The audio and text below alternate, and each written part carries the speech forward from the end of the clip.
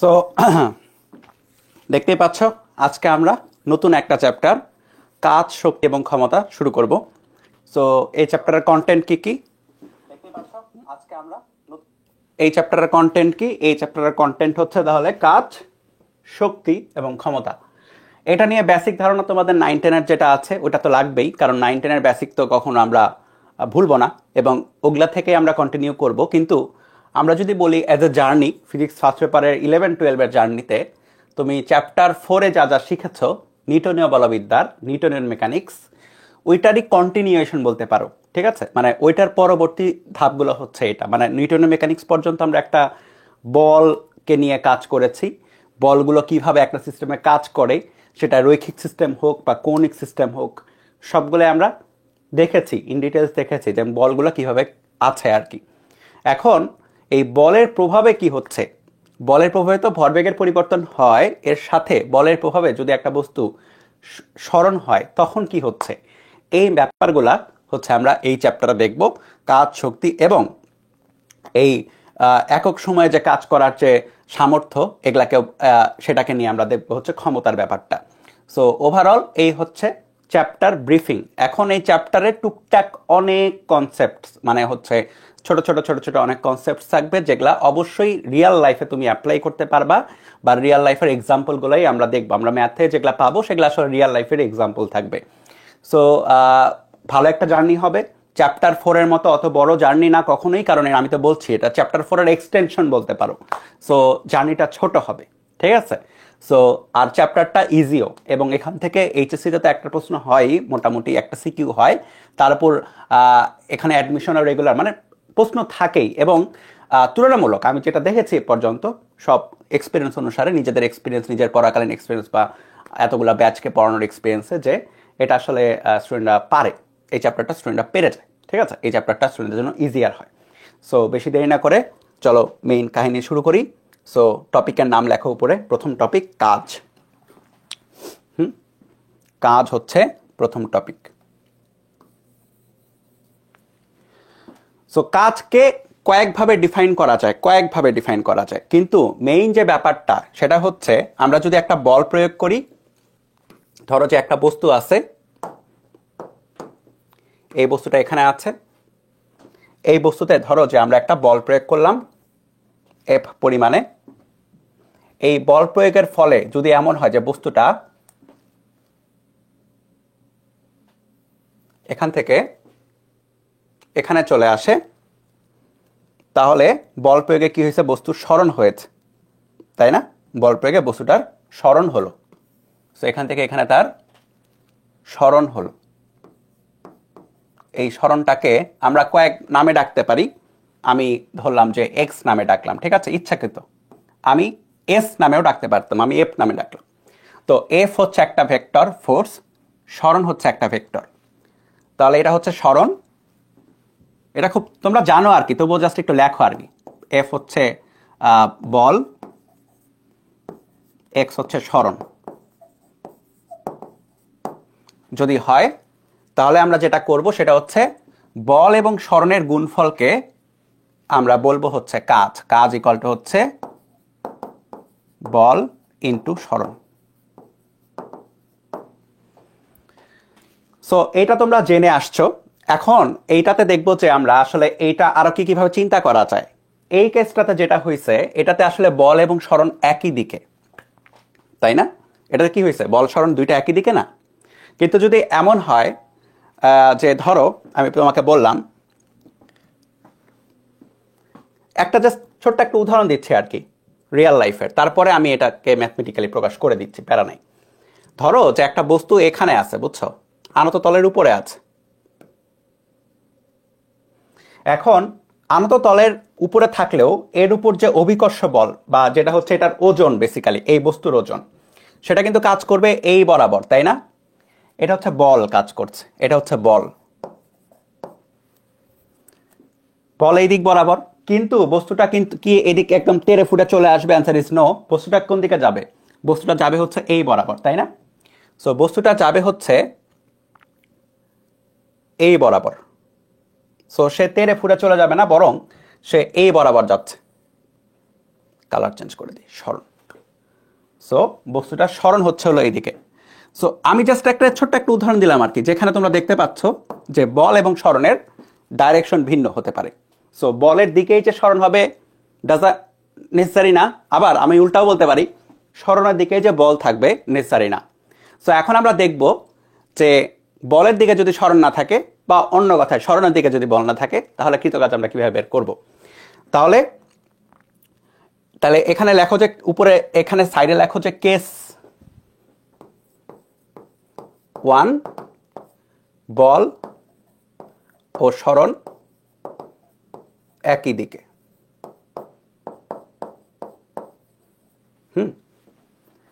এখন এরপরে কেস 2 লেখো যে বল ও সরণ ভিন্ন দিকে, যে কোনো ডাইরেকশনে থাকতে পারে, ভিন্ন দিকে বললাম এখন, ঠিক আছে। সো আমরা এবার একটু নর্মাল একটু চিন্তা করব যে একটা বস্তু আছে, এই বস্তুর উপরে বল প্রয়োগ করা হয়েছে ধরো এই বরাবর, বল প্রয়োগ করা হয়েছে এই বরাবর, এর ফলে বস্তুটার সরণ হলো হচ্ছে এই বরাবর, ইচ্ছা মতো ধরলাম, দুইটা ডিফারেন্ট দিকে আর কি ধরলেই হয়েছে। সো এটা হচ্ছে বল এবং এটা হচ্ছে সরণ। এখন যদি আমরা কৃতকাজ বের করতে চাই, তো ধরে নিই তাদের মধ্যবর্তী কোণ হচ্ছে থিটা। এখন এটাকে আমি দুইভাবে চিন্তা করতে পারবো। আমার কেস 1 যেটা, সেটা হচ্ছে সবচেয়ে ইজিয়ার ফর্ম। কেস 1 এর ফর্মটা কি? কেস 1 এর ফর্মটা হচ্ছে বল এবং সরণ একই দিকে আছে। সো আমাদের এখানে কিন্তু বল এবং সরণ একই দিকে নাই, আমাদের এখানে কি আছে? আমাদের এখানে বল এবং সরণ ভিন্ন দিকে আছে, বল যেদিকে সরণ ভিন্ন দিকে। সো আমরা একই দিকে করে নিব। সো এটাকে একই দিকে করার দুইটা প্রসেস আছে, একই দিকে করার দুইটা প্রসেস আছে। তাহলে লেখো প্রসেস 1। প্রসেস 1-এ আমরা যে কাজটা করতে পারি সেটা হচ্ছে এই সরণটা, বলের দিকে সরণের একটা উপাংশ আমরা নিতে পারি, ঠিক আছে। সো এটাকে কপি করে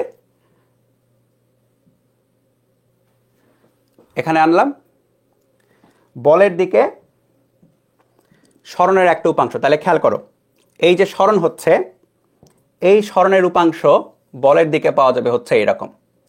তাহলে আমাকে বলবা এটা যদি এস হয় এবং এটা যদি থেটা হয়, তাহলে এটা কি হবে? দ্রুত এস কস থেটা নাকি এস সাইন থেটা? এটা না পারলে মাইল লাগাবো। কি হবে বলো? এটা এস এবং এটা থেটা, তাহলে এটা কত হবে? এস কস থেটা নাকি এস সাইন থেটা? এটাকে আমরা নাই করে দিচ্ছি, নাই করে দিচ্ছি না বেসিক্যালি, মানে এটাকে আমরা এই বরাবর নিয়ে চলে আসতেছি, এটার একটা অংশ। দ্রুত ফটাফট,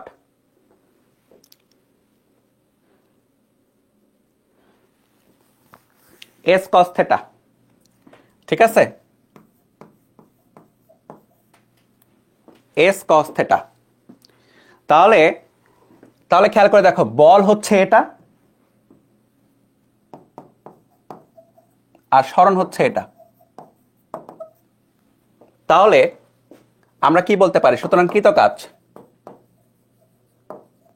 কৃতকাজ মানে কি? বল ইন্টু বলের, মানে বল ইন্টু সরণ, তাই না?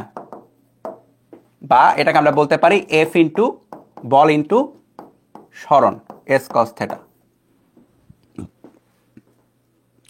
এখন এটাকে যদি আমি একটু কেতাবি ভাষাতে বলছো, মানে বইয়ের ভাষায় লিখতে চাই, তাহলে কি লিখবো? আমি লিখবো হচ্ছে বল ইন্টু বলের দিকে, বলের ডাইরেকশন বরাবর সরণের উপাংশ।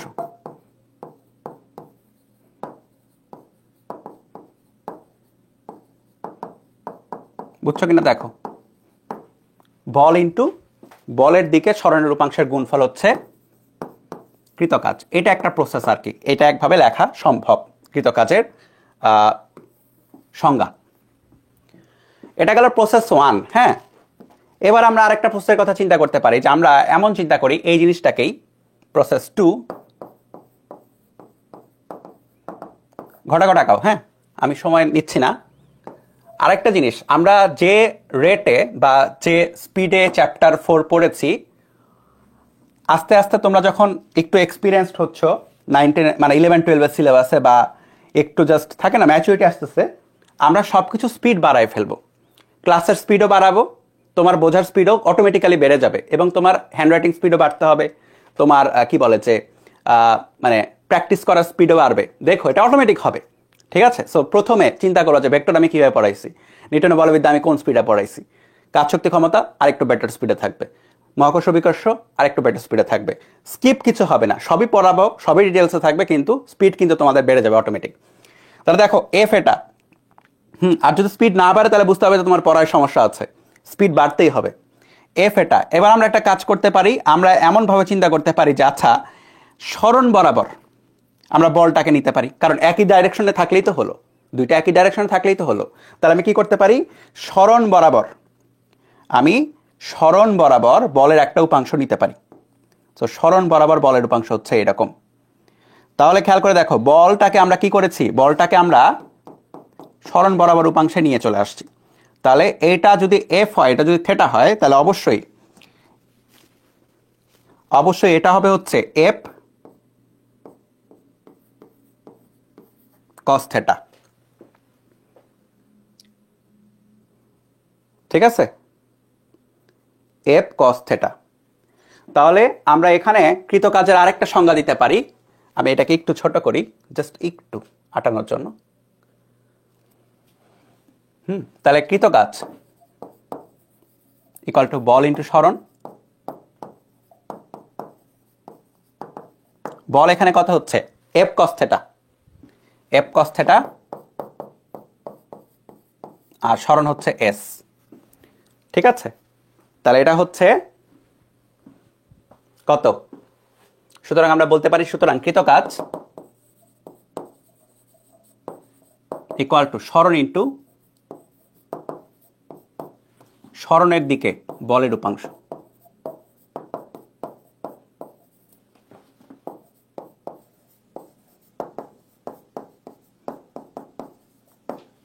ঠিক আছে? সো কৃতকাজকে আমরা বল ইন্টু বলের দিকে সরণের উপাংশ বলতে পারি, অথবা আমরা এইভাবে বলতে পারি কৃতকাজ ইকুয়াল টু সরণ ইন্টু সরণের দিকে বলের উপাংশ। দেখো কারো কোথাও কোনো অসুবিধা আছে কিনা?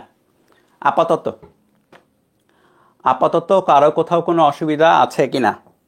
যদি অসুবিধা না থাকে, হ্যাঁ, তাহলে হচ্ছে আমরা পরের পেজে যাব। তাহলে ওভারঅল যেটা খেয়াল করে দেখো, কৃতকাজ কিন্তু এফ এস কস থেটাই আসতেছে, যাই বলো তুমি, যেভাবেই বলো কৃতকাজ হচ্ছে এফ এস কস থেটা আসতেছে, এটাও এফ এস কস থেটা। এখন এফ এস কস থেটাকে কিভাবে লেখা যায় দেখো, আমরা লিখতে পারি হচ্ছে, খেয়াল করো, এফ একটা ভেক্টর, ফোর্স ভেক্টর, তাই না? এফ হচ্ছে ফোর্স ভেক্টর, আর এস হচ্ছে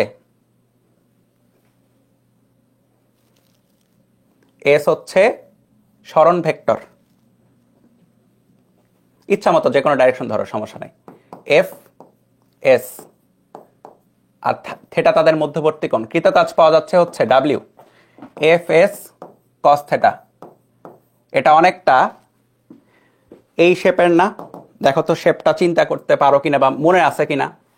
দুইটা যদি ভেক্টর থাকে এ এবং বি,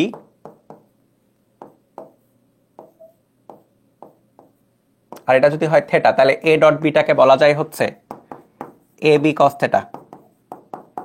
সুতরাং আমরা কি বলতে পারি, একই রকম ভাবে এফ এস কস থেটা, যেখানে এফ এবং এস দুইটাই ভেক্টর, থেটা হচ্ছে তাদের মধ্যবর্তী কোণ। সুতরাং ডাব্লিউ যেটা, সেটা হচ্ছে এফ এবং এস এর ডট গুণফল, ঠিক আছে? ডাব্লিউ হচ্ছে এফ এবং এস এর ডট গুণফল। এখন আমাকে কে কে বলতে পারবা ডাব্লিউ এটা স্কেলার নাকি ভেক্টর? কৃতকাজ স্কেলার রাশি নাকি ভেক্টর রাশি? তাড়াতাড়ি,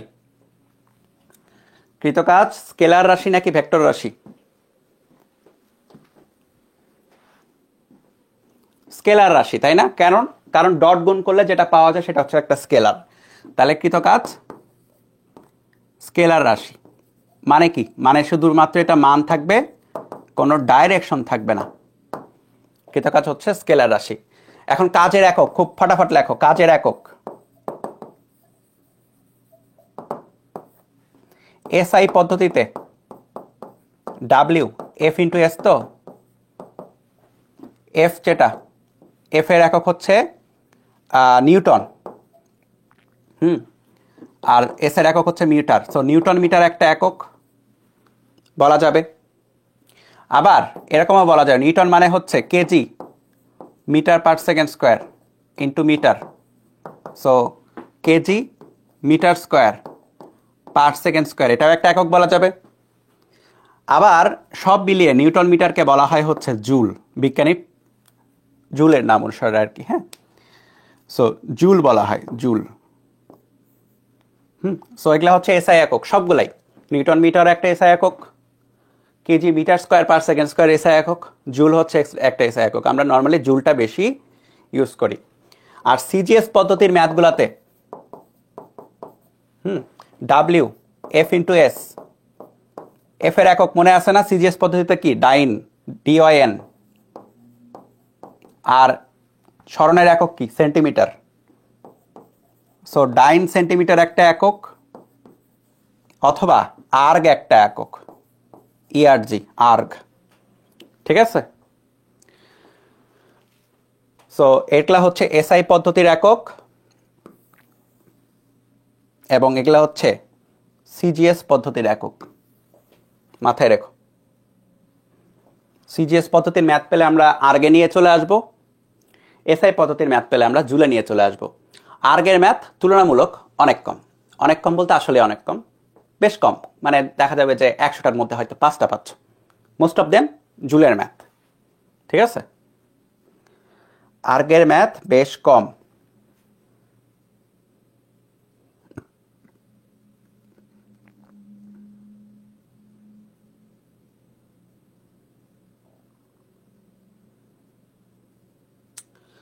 ওকে, এবার একটা ম্যাথ করে আসি, তারপরে হচ্ছে আমরা আবার নেক্সট টপিকে যাব। হ্যাঁ, প্রামাণিক স্যারের বইয়ের ম্যাথ তোমাদের প্র্যাকটিস শিট থেকে নেওয়া আর কি, সরাসরি। আচ্ছা, আমি প্র্যাকটিস শিটও দেখাই দিব কতটুকু করা লাগবে। সো এখানে গ নাম্বার পর্যন্ত আছে না, আরো দুইটা অ্যাড করো। ঘ নাম্বার হচ্ছে আমি অ্যাড করে দিচ্ছি, তারপরে তোলো। এখানে কি কি বলেছে? প্রযুক্ত বল, ঘর্ষণ বল, নিট বল, আচ্ছা প্রতিক্রিয়া বল দ্বারা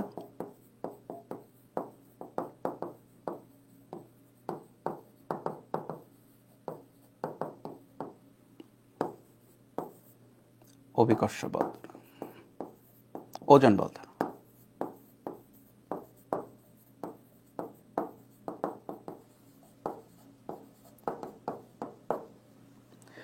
সো এটা একটু তুলতে হবে তোমাদের ফটাক করে। এখানে ডেটা বাদ গেছে 30 ডিগ্রি।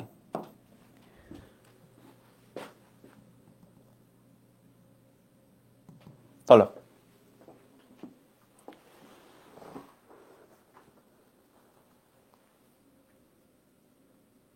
কনিকাল পেন্ডুলাম ক্লাসে করানো হয়েছিল প্রান্ত? কনিকাল পেন্ডুলাম ক্লাসে করানো হয়েছিল, বুঝছো?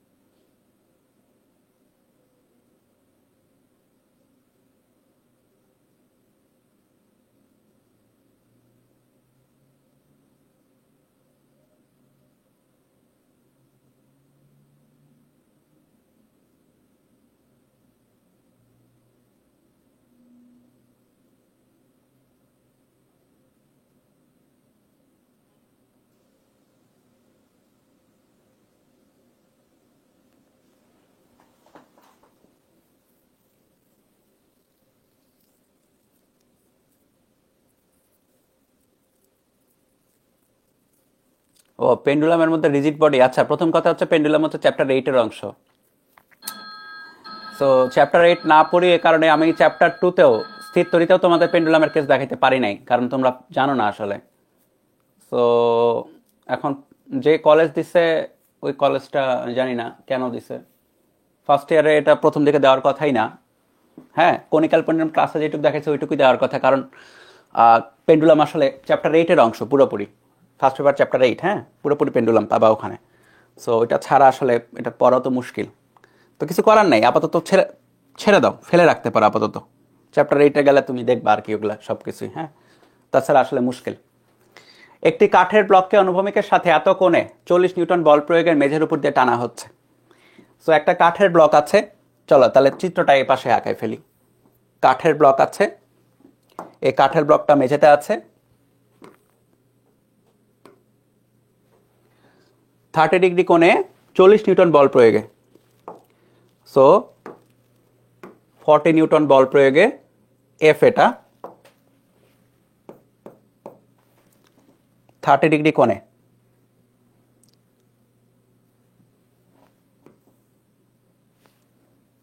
থেটা এটা। ঘর্ষণজনিত বল বলা আছে, ব্লকটার সরণ 5 মিটার, তাহলে ব্লকটা সামনে আগাইছে, ব্লকটা সামনে আগায় গেছে 5 মিটার। হ্যাঁ, সো সরণ হচ্ছে 5 মিটার এস। ওকে, তাহলে এসটাকে তুমি এখানে চিন্তা করতে পারো, সমস্যা নাই, আমি একটু উপরে উঠাই দিলাম জব।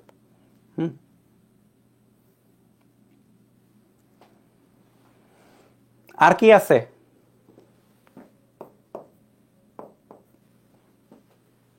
ঘর্ষণজনিত বল, তাহলে এদিকে যদি নিয়ে যাই, গতি যদি এদিকে হয়, তাহলে ঘর্ষণজনিত হবে গতির বিপরীতে, তাই না? তাহলে এটা হচ্ছে গতির বিপরীতে ঘর্ষণ। এই চ্যাপ্টার 5 না করা থাকলে কিন্তু পারবা না, সরি চ্যাপ্টার 4 না করা থাকলে কিন্তু চ্যাপ্টার 5-এ আটকে যাবে অনেক জায়গায়। হ্যাঁ, প্রথম ম্যাথেই ঘর্ষণ চলে আসছে। নিট কাজ নির্ণয় করো প্রতিক্রিয়া বল দ্বারা। আচ্ছা ঠিক আছে, তাহলে 1 নাম্বারটা প্রযুক্ত বল দ্বারা কাজ। প্রযুক্ত বল মানে এফ দ্বারা কাজ, WF বললাম। বল, সরণ এবং তাদের মধ্যবর্তী কোণের কোসাইন। বলের ভ্যালু কত? বলের ভ্যালু হচ্ছে 40 নিউটন, 40। সরণ কত? সরণ হচ্ছে 5 metre into cosine of theta, মধ্যবর্তী কোণ 30 ডিগ্রি, অনুভূমিকের সাথে 30 ডিগ্রি কোণ। কত আসে?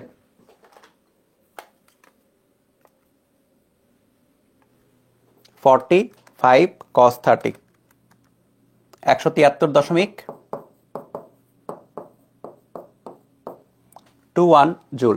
ঠিক আছে, প্রযুক্ত বল দ্বারা কাজ হলো। খ নাম্বার, ঘর্ষণ বল দ্বারা কৃত কাজ। ঘর্ষণ বল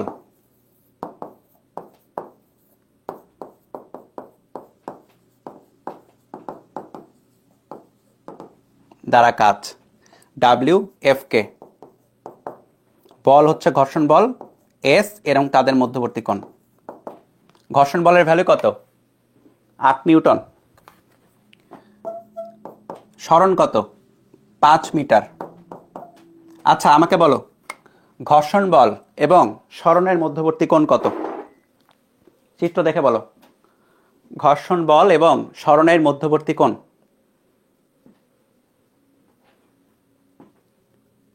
তাড়াতাড়ি, ঘর্ষণ বল এবং সরণের মধ্যবর্তী কোণ কত? হ্যাঁ,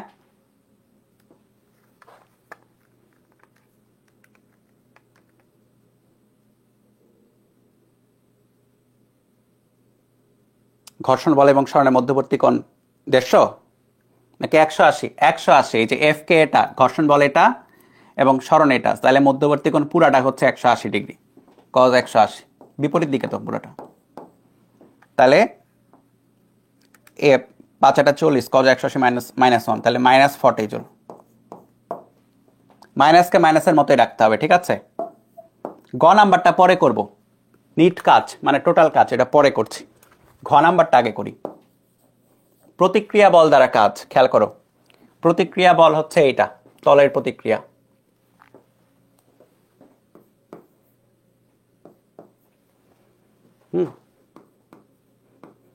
তলের প্রতিক্রিয়া দ্বারা কাজ।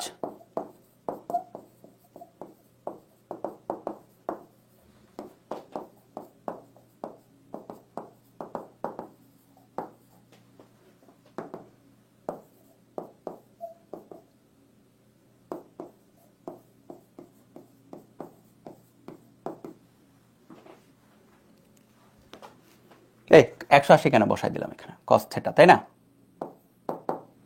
আর কত? আর হচ্ছে এমজি এর সমান, তাই না? এটা আর কে আর এর মতোই রাখলাম আপাতত একটু। এই বলো, সরণ এবং প্রতিক্রিয়া বলের মধ্যবর্তী কোণ কত? সরণ এবং প্রতিক্রিয়া বলের মধ্যবর্তী কোণ কত?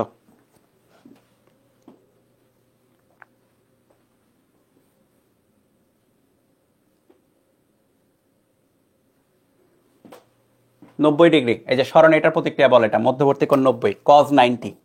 এই cos 90 ভ্যালু কিন্তু 0, তাহলে এটা হয়ে যায় কাট। এটা কত? 0। দ্যাটস ওয়াই প্রতিক্রিয়া বল দ্বারা কৃত কাজ চলে আসবে 0। প্রতিক্রিয়া বল দ্বারা কৃত কাজ চলে আসবে হচ্ছে 0। আর নাম্বার, ওজন দ্বারা কৃত কাজ, ওজন এমজি দ্বারা কৃত কাজ।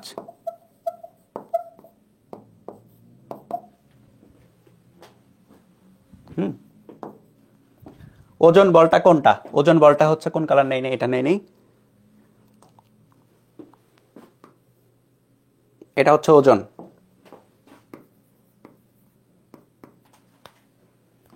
ওজন এবং এটাও একই রকমই, ওজন এবং সরণের মধ্যবর্তী কোণ কত?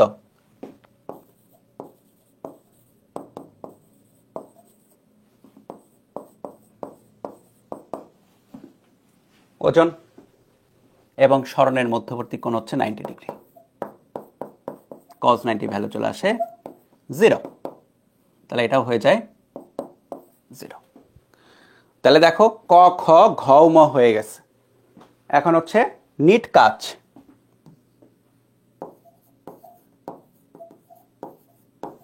মানে মোট কাজ।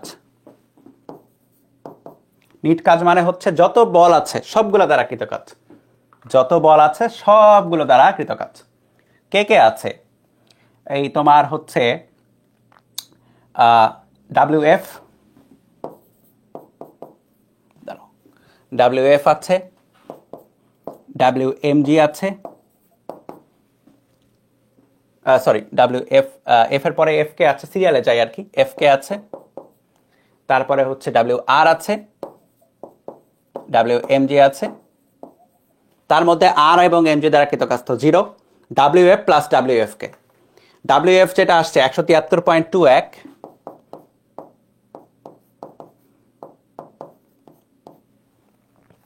আর WF কে, এটা কিন্তু মাইনাস আসছে, খেয়াল করবা, -40, প্লাস না কিন্তু। অনেকে করে কি এই জায়গায় প্লাস বসাই দিবে, ভুল হয়। -40,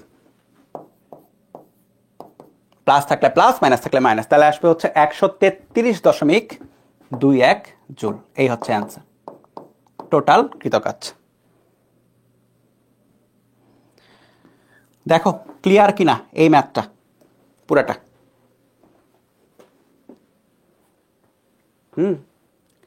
পুরো ম্যাথ ক্লিয়ার কিনা বলো। সেটা প্রামাণিক স্যারের বইয়ের ম্যাথ, এবং শুধু প্রামাণিক স্যারের বইয়ের জন্য এগুলো আমরা আগে থেকেই করাই। আসলে আগে আমরা যেটা করাতাম ওইটা হচ্ছে আমি এখন হোমওয়ার্কে দিব, ঠিক আছে? আমি বইয়ের ম্যাথটা করাই দিলাম। সো এটা হচ্ছে টোটাল বল দ্বারা কৃত কাজ। এখন হোমওয়ার্কে এটা না, হোমওয়ার্কে থাকবে হচ্ছে এইটা, ঠিক আছে? এটা থাকবে হচ্ছে হোমওয়ার্ক।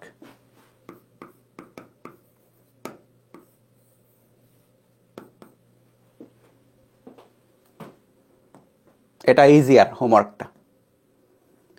সো দেখো এখানে একটা জিনিস খেয়াল করো, তুমি এই ম্যাথের মধ্যে একটা জিনিস একটু বোঝার কথা, বা এখানে আইডেন্টিফাই করা উচিত, যে তুমি কৃতকাজ পজিটিভ পাচ্ছ, কৃতকাজ নেগেটিভ পাচ্ছ, আবার কৃতকাজ তুমি হচ্ছে 0 পাচ্ছ। সো কাজ পজিটিভ, নেগেটিভ, 0 তিনটাই হতে পারে, তাই না? সো এখন আমরা একটু দেখব হচ্ছে কাজের বিভিন্ন কেস।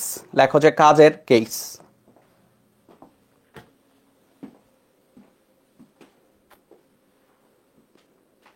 কাজের কেস মানে কাজ কখন পজিটিভ হচ্ছে, কখন নেগেটিভ হচ্ছে, এবং কখন 0 হচ্ছে। তাহলে লেখো কেস 1,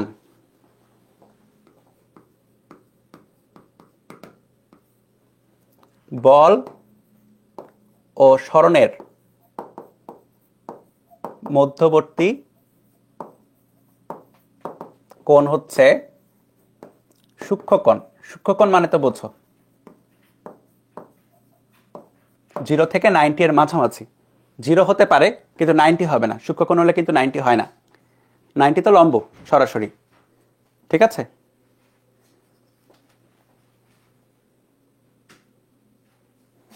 $270 হলো না কেন, কোনটা গো? বসাও 270, প্যারা নাই তো। কেন হলো না এটা আমি এটা অ্যান্সার দিব, কিন্তু 270 বসালেও তুমি 0ই পাবা। 270 বসালেও 0 পাবা। cos 270 ভ্যালু কত? 0 না। খেয়াল করো, বল এবং স্বর্ণের মধ্যবর্তী কোণ সূক্ষ্মকোণ। এখানে তুমি যখন বল এবং স্বর্ণের মধ্যবর্তী কোণ বের করবা, ওর প্রশ্নের উত্তর এখনই হয়ে যাবে। দেখো, বল এবং স্বর্ণের মধ্যবর্তী কোণ তুমি যখন বের করবা,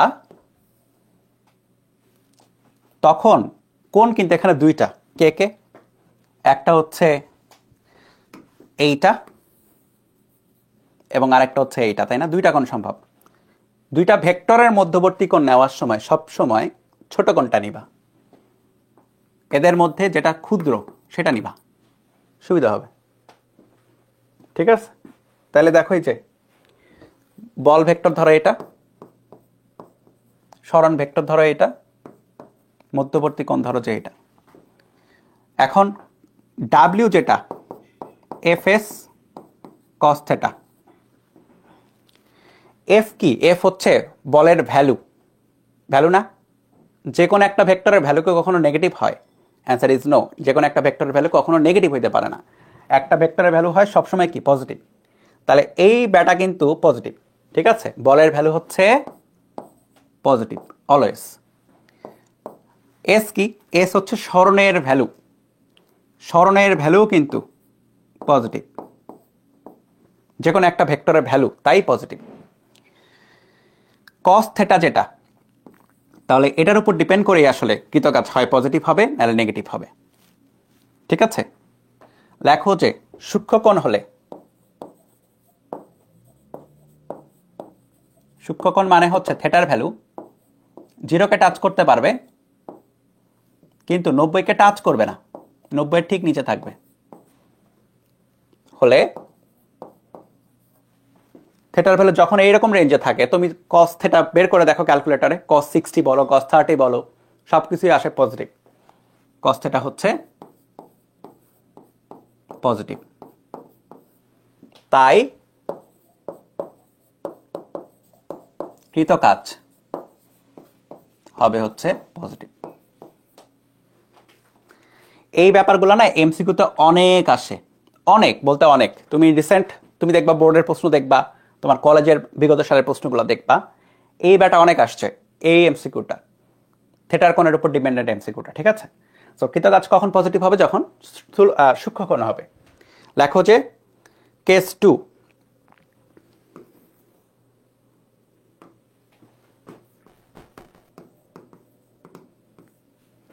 বল ও স্মরণের মধ্যবর্তী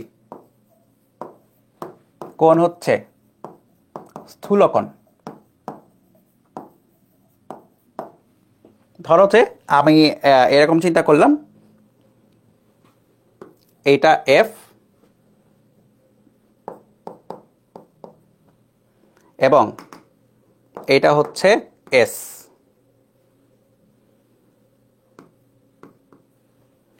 ঠিক আছে? তাহলে এই কোণটা হচ্ছে স্থূলকোণ। তাহলে ডাব্লিউ এফ এস কস থেটার মধ্যে এফ তো অলওয়েজ পজিটিভ, বলের ভ্যালু পজিটিভ, স্মরণের ভ্যালুও পজিটিভ, এই কস থেটার উপর ডিপেন্ড করে ডাব্লিউ চেঞ্জ হবে। এখন স্থূলকোণ হলে লেখো স্থূলকোণ,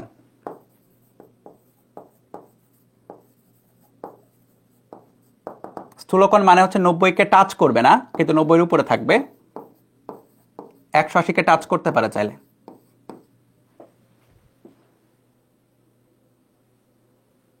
ঠিক আছে?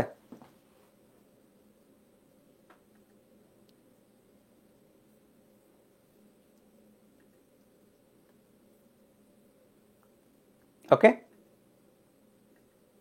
180কে চাইলে টাচ করতে পারে। তাহলে স্থূলকোণ হলে কস থেটা, তুমি ক্যালকুলেটরে যে কোনো একটা স্থূলকোণ বসাও, যে কোনো, ধরো 120 বসালা, কজ 120 এর ভ্যালু হচ্ছে -1/2।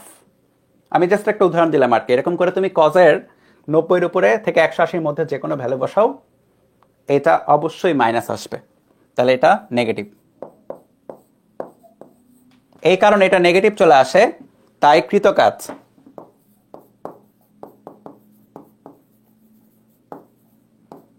তখন হবে হচ্ছে নেগেটিভ। আমি এগুলার বাস্তব উদাহরণ দিতে থাকবো, প্যারা নাই। হ্যাঁ, আপাতত থিওরিগুলো একটু দেখে নাও, মানে ম্যাথমেটিক্স কি বলছে এই ব্যাপারগুলোতে। বাস্তব উদাহরণ তো থাকবেই, ম্যাথগুলোতেও থাকবে, নিজেরাও বলবো, সব কিছুরই বাস্তব উদাহরণ থাকবে। তাহলে কৃতকাজ পজিটিভও হচ্ছে, কৃতকাজ নেগেটিভও হচ্ছে। এখন কৃতকাজ জিরো হইতে পারে।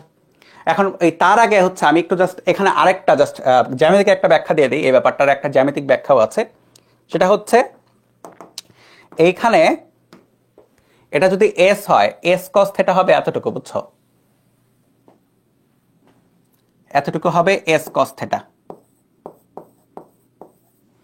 এফ এবং এস কস থেটা একই ডাইরেকশনে আছে, এই কারণে হচ্ছে পজিটিভ।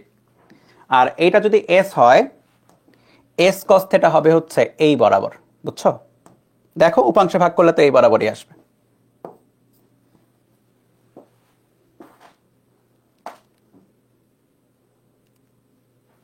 সো এখানে যেটা হবে,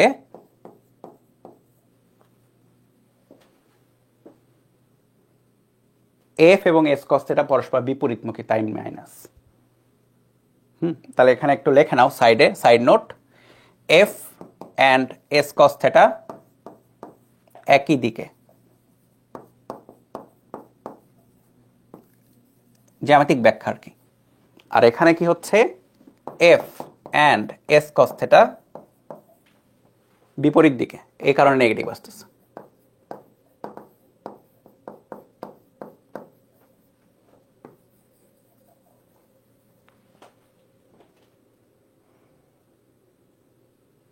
ওকে, এরপরে কেস 3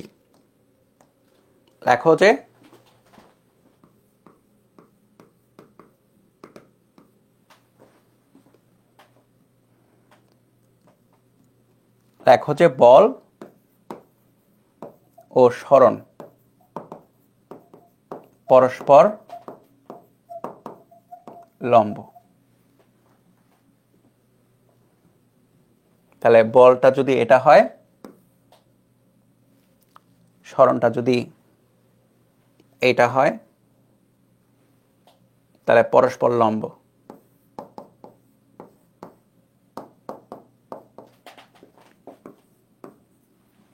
তাহলে কৃতকাজ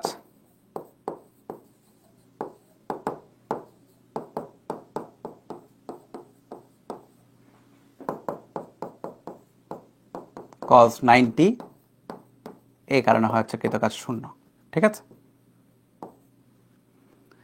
এখানে যেটা হয় আসলে তুমি চিন্তা করে দেখো, বলের দিকে কিন্তু সরণের কোনো উপাংশ নাই, অথবা সরণের দিকে বলের কোনো উপাংশ নাই। মানে এটার মিনিংটা কি? এটার মিনিং হচ্ছে বলের দিকে সরণের উপাংশ 0,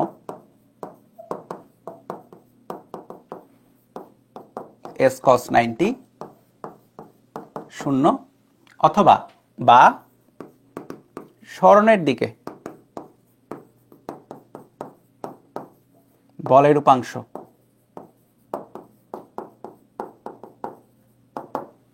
এফ কস 90 0। সো কৃতকাজ বের করতে গেলে তো আয়দার এটা লাগে অথবা এটা লাগে। সো যে কোনো একটা যদি 0 হয়ে যায়, অবশ্যই কৃতকাজ 0 হয়ে যাবে। হ্যাঁ, সো এটা হচ্ছে শূন্য কাজ আর কি, যেখানে বল প্রয়োগ করা হচ্ছে, সরণও হচ্ছে, কিন্তু ডাজন্ট ম্যাটার, ফিজিক্সের ভাষায় কাজ হবে 0। মানে এই বল দ্বারা কাজ হবে 0, এই বল দ্বারা আসলে কোনো এফোর্ট দেওয়া হয়নি। এই কারণে এই বল দ্বারা এফোর্ট থাকলে অবশ্যই কাজ হইতো, এই বল দ্বারা এফোর্টটাই আসে নাই। এই বলের ইফেক্টে এটার স্মরণ হয়নি, স্মরণ হয়েছে অন্য কোনো কিছুর ইফেক্টে, এই বলের ইফেক্টে এটা হয়নি। ঠিক আছে, এই কারণে কৃতকাজ হয় 0। যেরকম আমি উদাহরণ দিই, লেখো যে শূন্য কাজের উদাহরণ, রিয়েল লাইফের উদাহরণ আর কি, শূন্য কাজের উদাহরণ। যেরকম কেন্দ্রমুখী বল,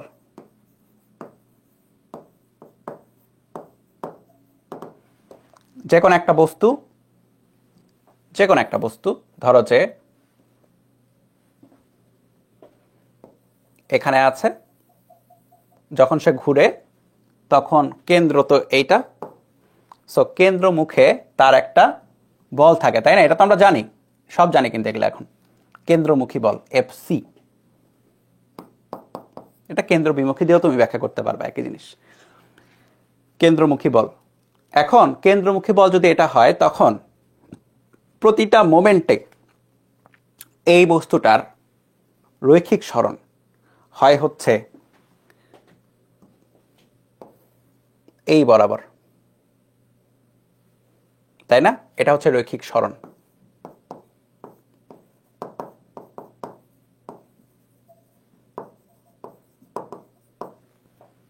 স্পর্শক বরাবর, এবং তাদের মধ্যবর্তী কোণ এই কারণে হয়ে যায় হচ্ছে এক্স্যাক্টলি 90 ডিগ্রি। তাই কেন্দ্রমুখী বল দ্বারা কৃত কাজ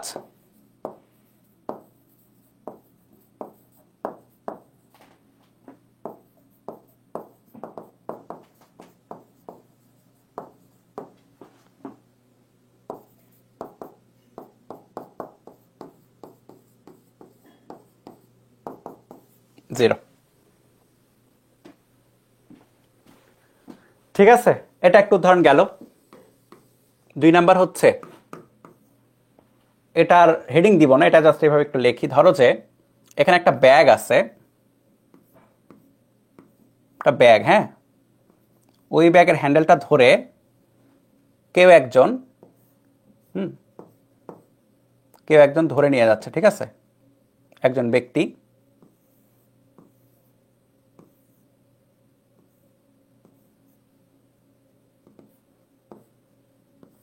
হ্যান্ডেলটা ধরে সামনে আগায় যাচ্ছে। তাহলে এই ব্যাগটাও কিছুক্ষণ পরে কি হবে? ব্যাগটাও কিছুক্ষণ পরে আসলে এখানে চলে আসবে। সো ব্যাগটা ব্যক্তি সমেত কিছুক্ষণ পরে এখানে চলে আসবে। সো ব্যাগের কিন্তু সরণ হলো অবশ্যই এস পরিমাণে,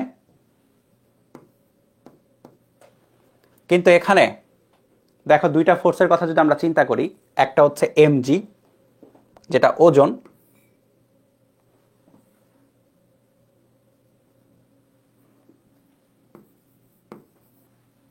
দেখো আমরা লিখতে পারি হচ্ছে ওজন দ্বারা কৃত কাজ,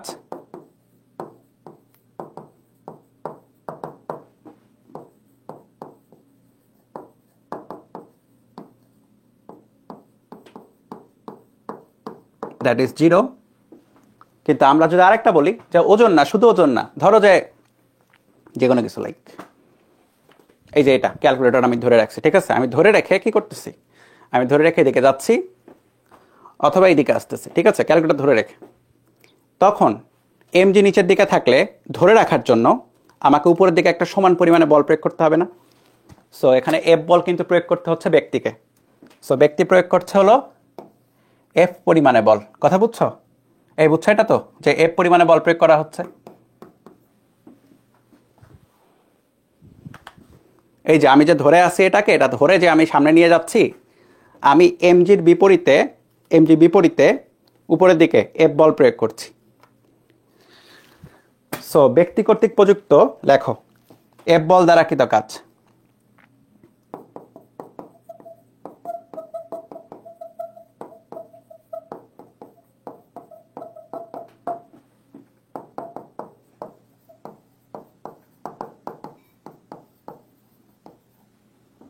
কত হচ্ছে?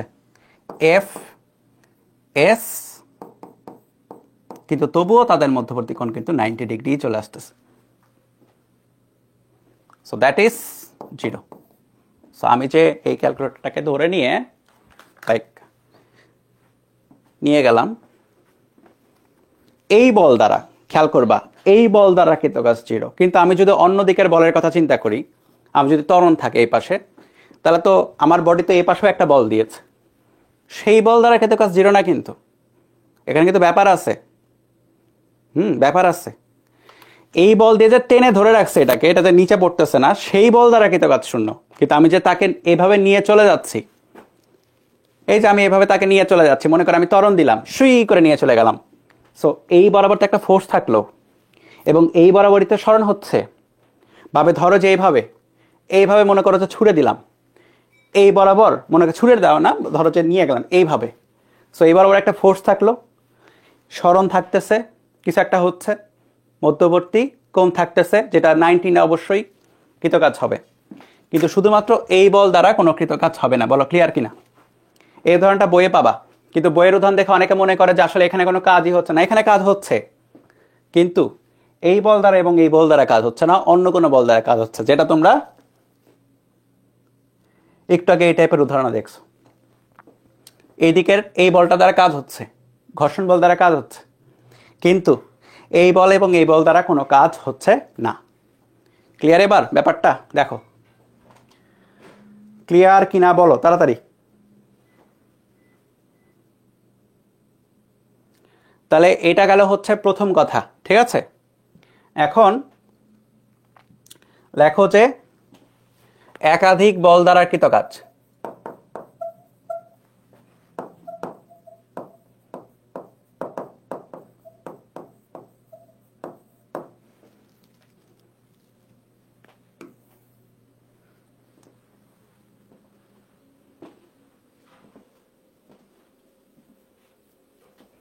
একাধিক বল দ্বারা কৃতকাজ মানে আমরা একটা বল না, আমরা কয়েকটা বলবো। লেটস সে আমরা একটা ফর্মুলার মতো চিন্তা করি আর কি। কিরকম? ধরো যে এখানে একটা বস্তু আছে, এই বস্তুটার উপর একাধিক বল, লেটস সে এই বরাবর F1 বল, এই বরাবর F2 বল, এই বরাবর F3 বল, ইচ্ছা মতো ধরতেছি আর কি, এই বরাবর F4 বল, এবং এই বরাবর যে কোনো n-তম বল। তাহলে F1, F2, F3, F4, Fn বল প্রয়োগ হয়েছে। আচ্ছা আমাকে বলবা তো যে সরণটা একাধিক দিকে হবে নাকি একই দিকে হবে? সরণ ঋণাত্মক কাজ আসলে কি মানে বহন করে? আছে মানে আছে। রুকো যারা সবার করো, ঋণাত্মক কাজেরও মানে আছে।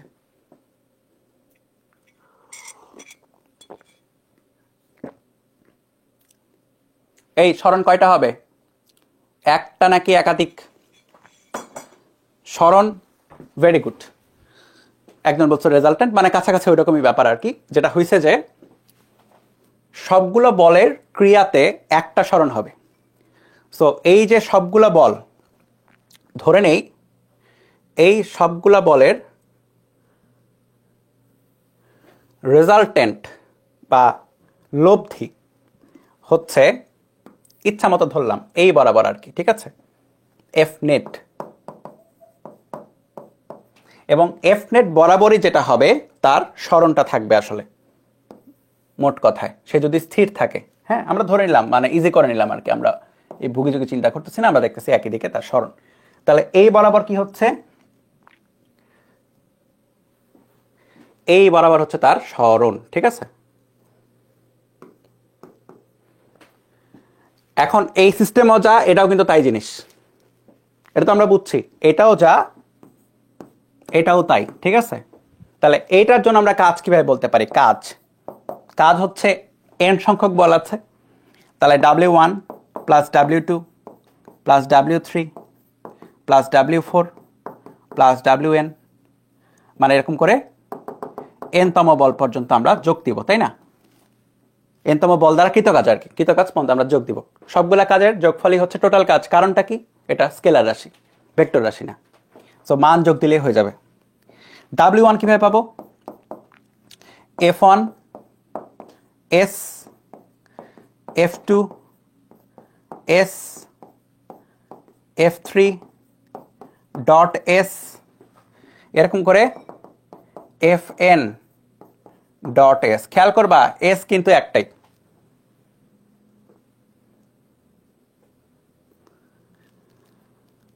তাই না?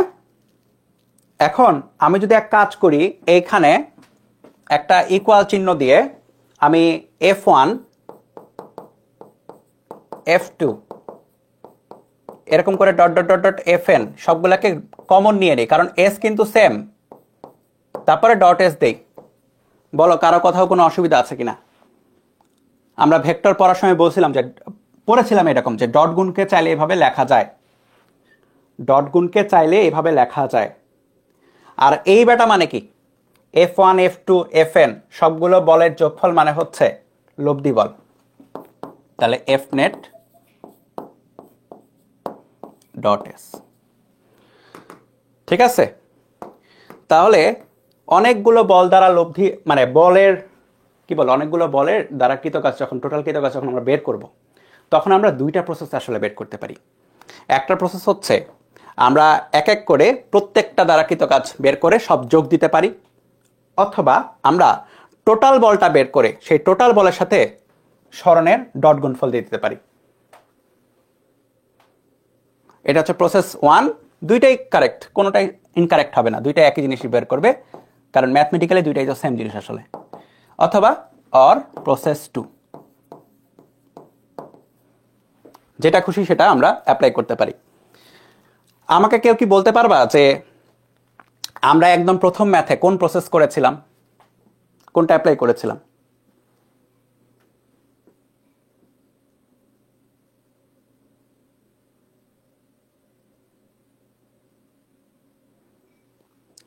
এফ নেট আর এস একই দিকে কিভাবে হলো? এফ নেট যেদিকে থাকবে এম ইন্টু এ সেই দিকে, ঠিক আছে? ত্বরণ সেই দিকে থাকে। সো ত্বরণ যেদিকে থাকবে, যদি বস্তুটা স্থির অবস্থায় থাকে, আমরা ধরে নিই, আমি কি বললাম একটু আগে, মোটামুটি সিম্পল করে নিচ্ছি, স্থির অবস্থা, এই কারণে ত্বরণ যেদিকে আসবে সেই দিকে স্মরণ করবে। প্রসেস ওয়ান ইউজ করেছি, তাই না? আমরা কি করেছি, আমরা একটা বল দ্বারা কৃতকাজ বের করেছি, প্রথমত এফ বল দ্বারা, তারপরে ঘর্ষণ বল দ্বারা, তারপরে এমজি দ্বারা, তারপরে আর দ্বারা, তারপরে যোগ করেছি, আমরা এটা অ্যাপ্লাই করেছি।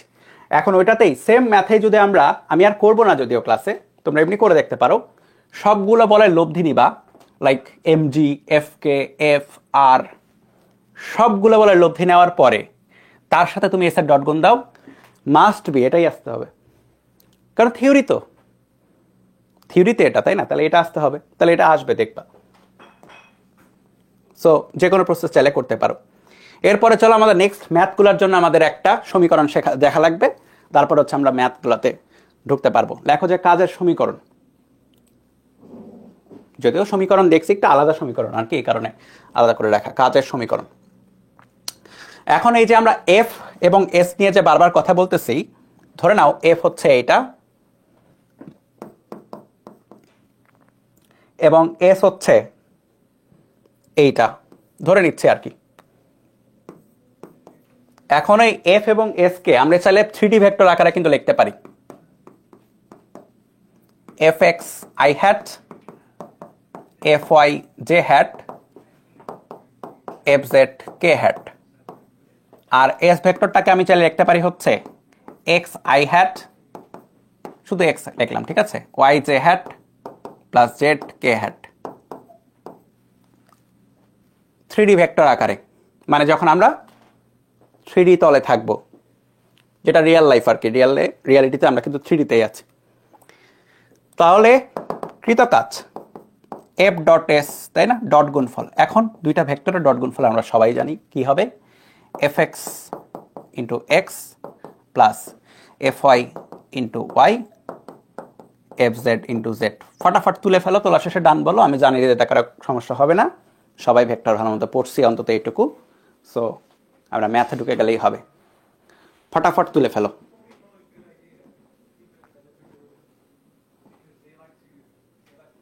ওকে, ফলাফল ফটাফট তুলে ফেলো।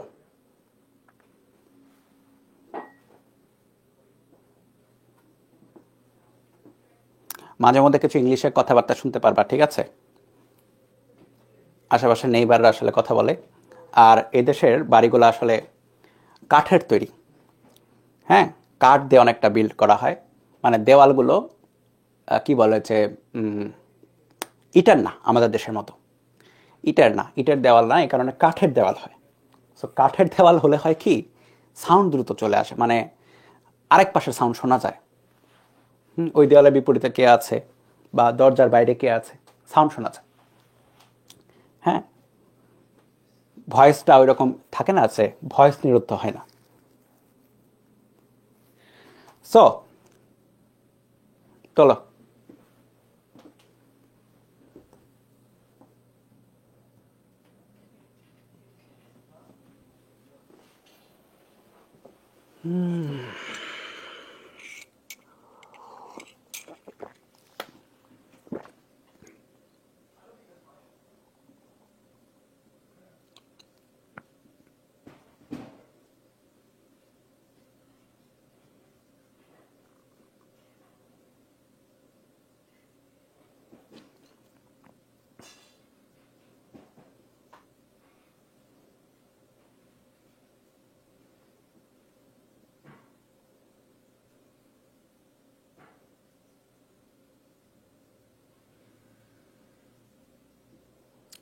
আর্কাইভে চ্যাপ্টার 8 ফুল আছে, হ্যাঁ ফুল ফুল আছে। চ্যাপ্টার 8 ওই 25 ব্যাচ পর্যন্ত পুরো সিলেবাস, মানে ফুল ফুল চ্যাপ্টারই ছিল। চ্যাপ্টার 7টা ফুল ছিল না, বুঝছো? চ্যাপ্টার 7টা 25 ব্যাচ।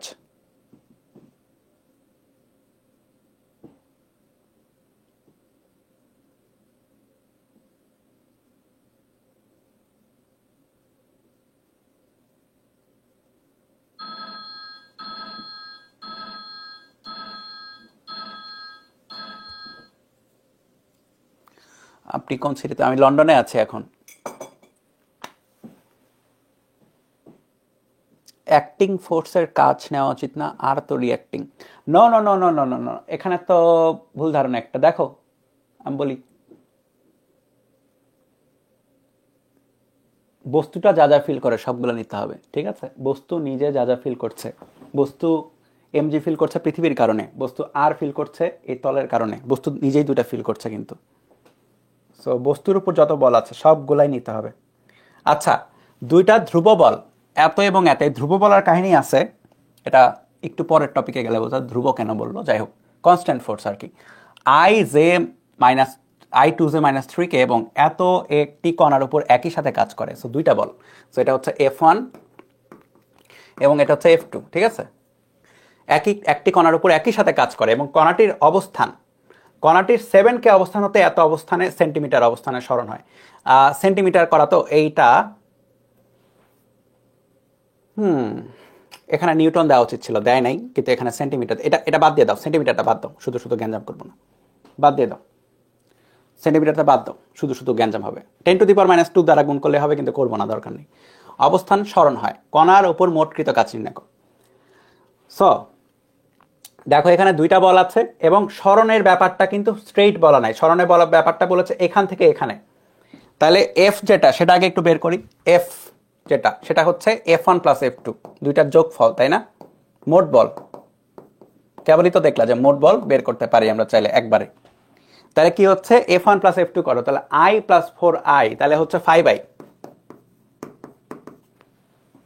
টয়েস জে -5J, খেয়াল করো, টয়েস জে -5J করলে -3J।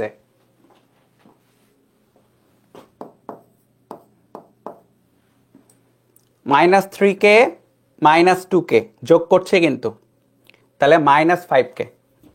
একবার একটু চেক দাও পুরাটা, যোগফলটা ঠিক আসলো কিনা। 1 আর 4 5, 2 আর -5 -3, -3 -2 -5, পারফেক্ট। এফ আছে। এবার হচ্ছে স্মরণ। স্মরণ এত অবস্থান থেকে এত অবস্থান, তো স্মরণ ভেক্টর বের করার সময় মনে আছে না কি করতে হয়? শেষ মাইনাস আদি, সবসময় শেষ মাইনাস আদি করতে হবে। তাহলে শেষ কোনটা? শেষ হচ্ছে 20I + 15J। এখান থেকে মাইনাস দিতে হবে আদি, 7K কে মাইনাস দিতে হবে। তাহলে 20I + 15J - 7K, এটা হচ্ছে স্মরণ ভেক্টর। তারা কৃতকাজ, মোট কৃতকাজ। মোট বলার কারণ হচ্ছে দুইটা বল ছিল, এই কারণে মোট বলেছে। তাহলে টোটাল বল তো আমরা করেই নিয়েছি। তাহলে কৃতকাজ যেটা F.S, F এবং S এর ডট গুণফল। তাহলে কত আসে দেখো, 5 এবং 20 এর ডট গুণফল। আচ্ছা একটা লাইন একটু লেখি, -3 × 15 আর -5 × -7, তাহলে 100 মাইনাস 45, 100 মাইনাস 45 প্লাস 35, 90 একক। আমরা জানি না যে এককগুলা কি। মিলেছে? এই 20 কেন? 90 মিলেছে না? দেখো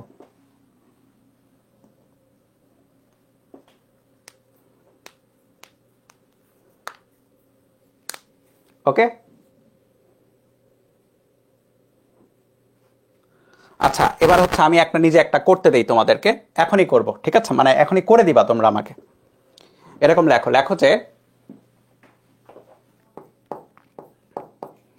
f 3i minus 2j plus 4k এর প্রভাবে একটি বস্তু p 2 1 মাইনাস 3 হতে q 5 3 মাইনাস 10 হয়ে r 3 মাইনাস 2 1 বিন্দুতে পৌঁছায়।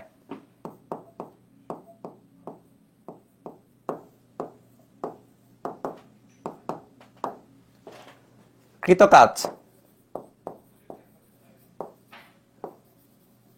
কত একক? আমি তোমাদের টাইম দিচ্ছি 2 মিনিট হাইয়েস্ট, বের করবা সুন্দর করে। আমি ক্যালকুলেটরে ক্যালকুলেট করে নিই নিজেও।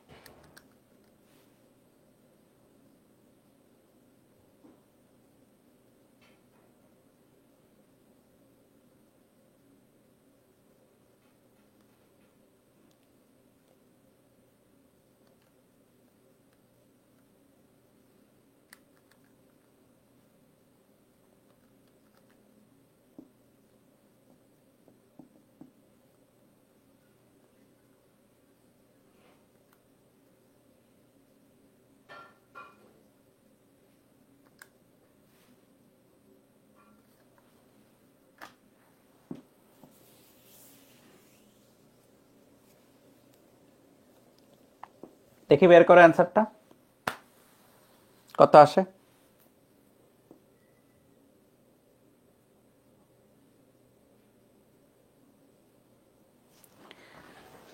বোর্ডটা একটু আউট অফ ফোকাস হয়ে আছে মনে হচ্ছে, একটু ঠিক করে দাঁড়াও।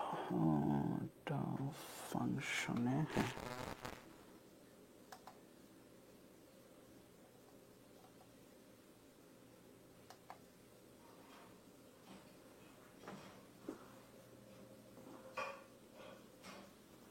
এবার ঠিক করে দিই এটাকে।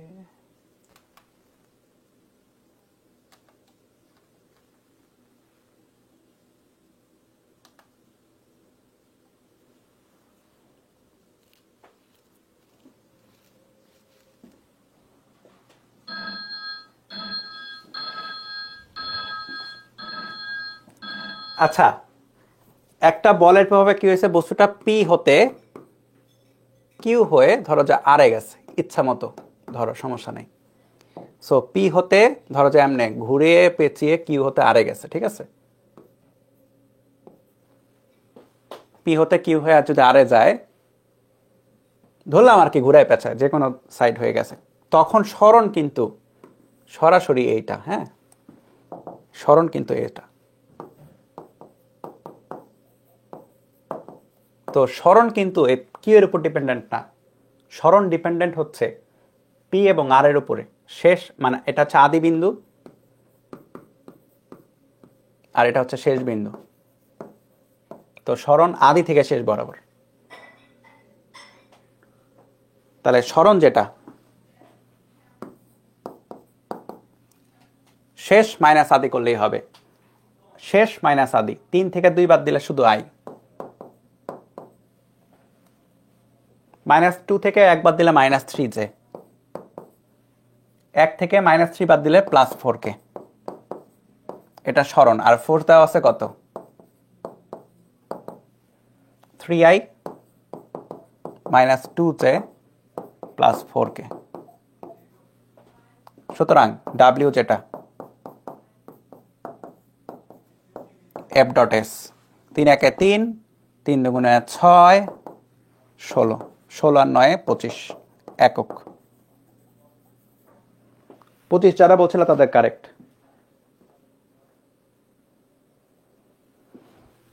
ঠিক আছে, এখানে জুল ফুল লেখার কোনো দরকার নাই, কারণ হচ্ছে কোনো একক দেওয়া নাই, সো আমরা শুধু একক লিখলাম। বুঝছো?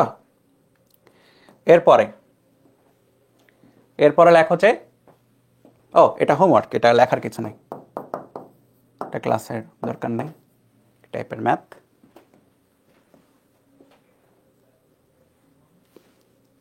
ওকে,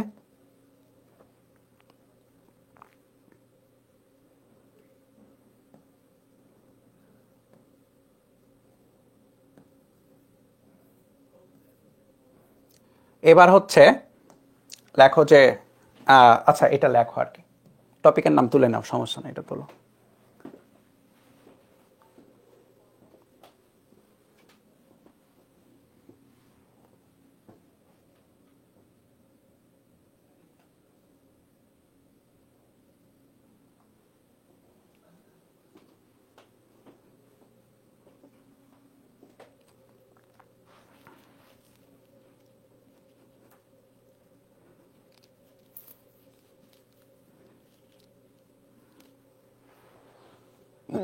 বল এবং স্মরণের গ্রাফ হতে কাজ। হ্যাঁ, সো আমরা যেটা করছি সেটা হচ্ছে বল বনাম স্মরণ গ্রাফ আঁকাচ্ছি।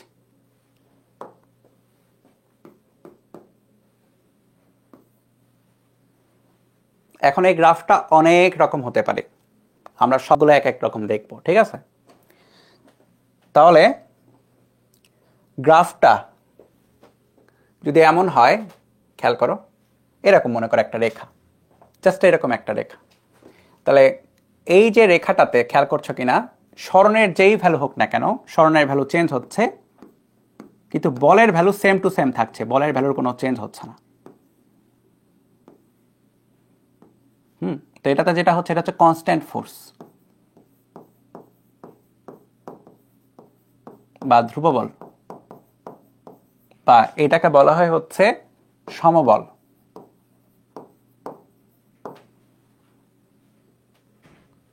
আমরা এ পর্যন্ত যে থিওরিগুলো পড়েছি, বা তুমি যে এ পর্যন্ত 9-10-এও যা পড়েছো, সব কিছুই আসলে সমবলই পড়েছো।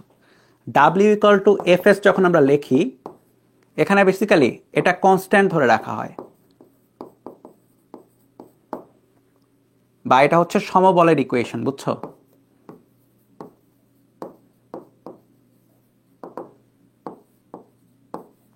লিখেছো। এই কারণেই একটু আগে একটা ম্যাথে একটু মেনশনই করে দিয়েছিল যে এটা হচ্ছে সমবল বা ধ্রুববল।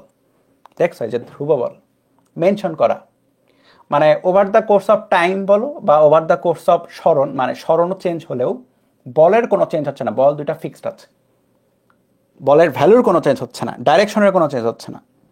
হ্যাঁ, সো আমরা যদি বলের সমবলকে আঁকাই গ্রাফে, তাহলে এস এর যেই ভ্যালু হোক না কেন, এফ এর ভ্যালু ফিক্স আছে, সমবল। এখন এই কৃতকাজ কতটুকু হচ্ছে খেয়াল করো।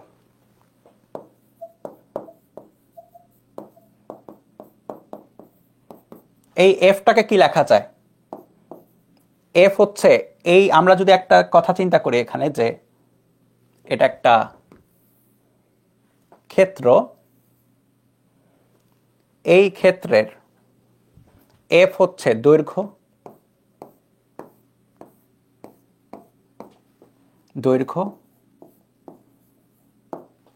অ্যান্ড এস হচ্ছে প্রস্থ বা উচ্চতা, যাই বলো, প্রস্থ বললাম, প্রস্থ।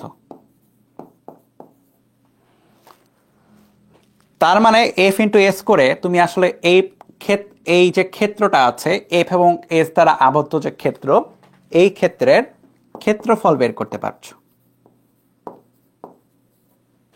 বা অন্য কথায় বল সরণ গ্রাফের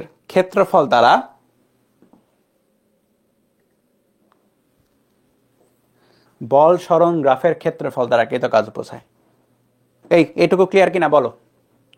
আমরা এইটুকু বলতে পারি কিনা যে সুতরাং বল সরণ গ্রাফের ক্ষেত্রফল দ্বারা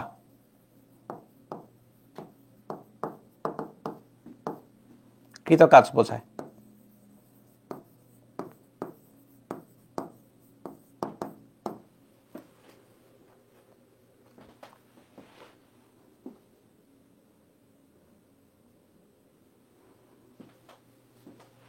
এখানে লেখা হচ্ছে কেস 1 উপরে। হ্যাঁ,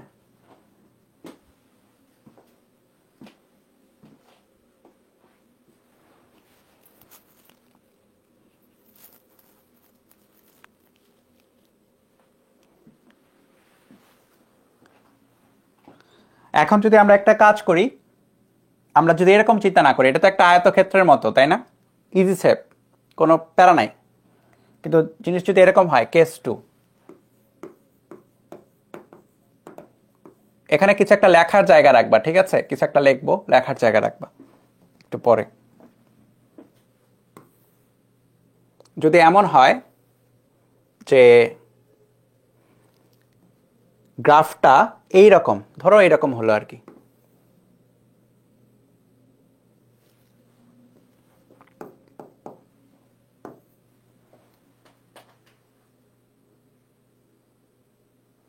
তাহলে এই যে গ্রাফটা হচ্ছে, এই গ্রাফের ক্ষেত্রফল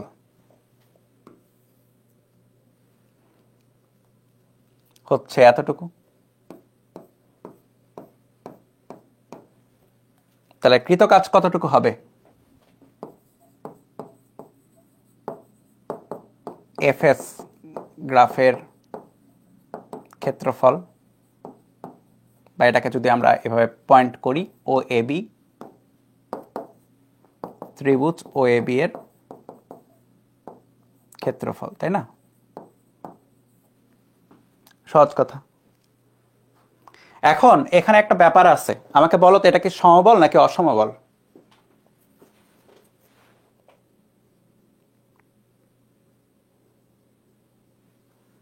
এটা কি সমবল নাকি অসমবল? এ ও বি এর ক্ষেত্রফল কত? হাফ ইন্টু ভূমিকোণ উচ্চতা।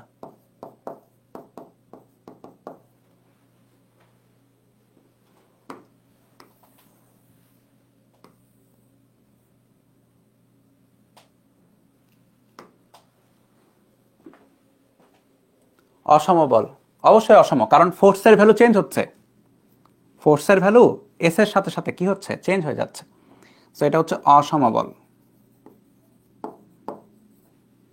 এরকমও হতে পারে, ধরো যে তোমাকে গ্রাফ দেওয়া হলো এইভাবে,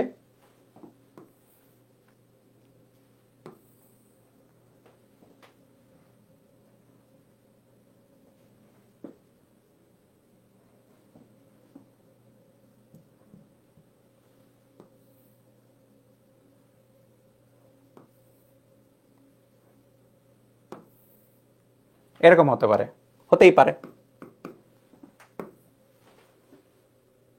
তাহলে তুমি বিভিন্ন পয়েন্ট করো, পয়েন্ট আউট করো। এটা ও বিন্দু, এটা এ বি সি,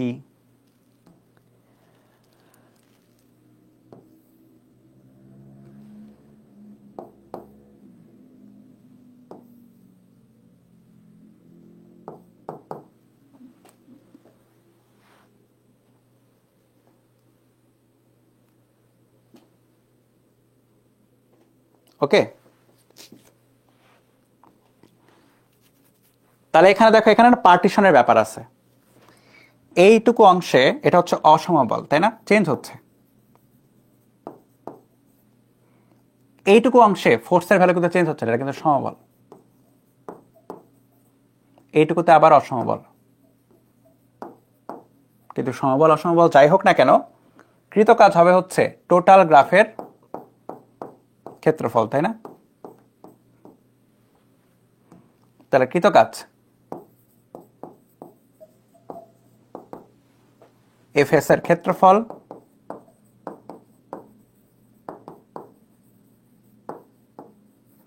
যেটা কি, যেটা হচ্ছে trapezium, O A B C এর ক্ষেত্রফল। এখন ট্রাপিজিয়ামের ক্ষেত্রফল কত? থার্মোডাইনামিক্স চ্যাপ্টারেই পড়ছো, অনেক ছিল তাই না? কি ছিল? হাফ ইন্টু সমান্তরাল বাহুদের যোগফল, সমান্তরাল বাহু হচ্ছে এ বি এবং ও সি, ইন্টু তাদের মধ্যবর্তী দূরত্ব, আইদার এডি অথবা বিই, একই জিনিস, এডি লিখলাম। সো কেস 2 এর যে ব্যাপারটা, এখানে লেখো অসমবল নিয়মিত শেপ বা রেগুলার শেপ। হ্যাঁ, নিয়মিত শেপ বলতে বোঝায় হচ্ছে, ধরো তোমার ত্রিভুজ, বা ধরো যে চতুর্ভুজ, বা ধরো বৃত্ত, উপবৃত্ত, যেটা তুমি আইডেন্টিফাই করতে পারবা, তারপর সেটার ক্ষেত্রফল বের করলেই কৃতকাজ বের হয়ে যাবে। কথা বুঝছো? যেগুলা আইডেন্টিফাইয়েবল। ওকে,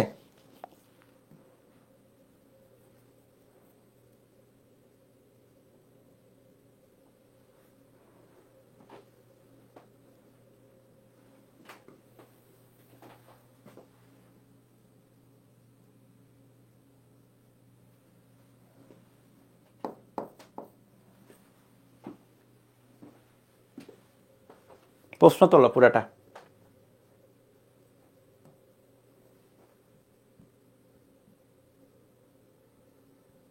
এটা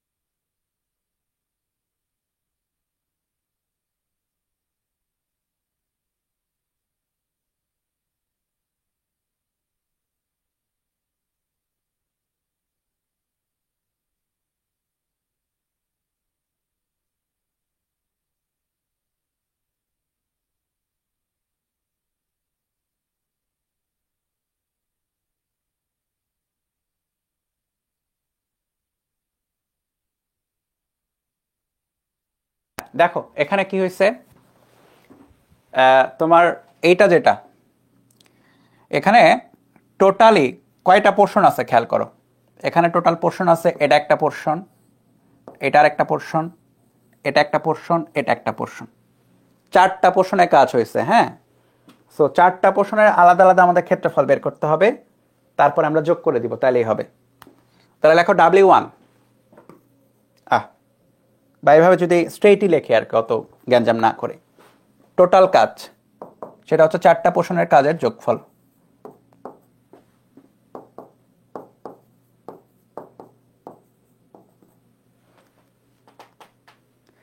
W1 যেটা, সেটা একটা কি, সেটা একটা আয়তক্ষেত্র, তাই না? সো আয়তক্ষেত্রের ক্ষেত্রফল কতটুকু হবে? ভূমি ইন্টু উচ্চতা বা দৈর্ঘ্য ইন্টু প্রস্থ, যাই বলো। দৈর্ঘ্য হচ্ছে কত? 2 থেকে 1 বা 1 আসলে, আর উচ্চতা হচ্ছে 10। এককগুলা সাবধানে, এটা নিউটনে, এটা মিটারে। প্লাস W2 যেটা, এটাতে কি হয়েছে, এটাও একটা ক্ষেত্রফল এবং এটা একটা আয়তক্ষেত্র। তাহলে ভূমি হচ্ছে 2 থেকে 3 বা 1, উচ্চতা হচ্ছে 20 প্লাস W3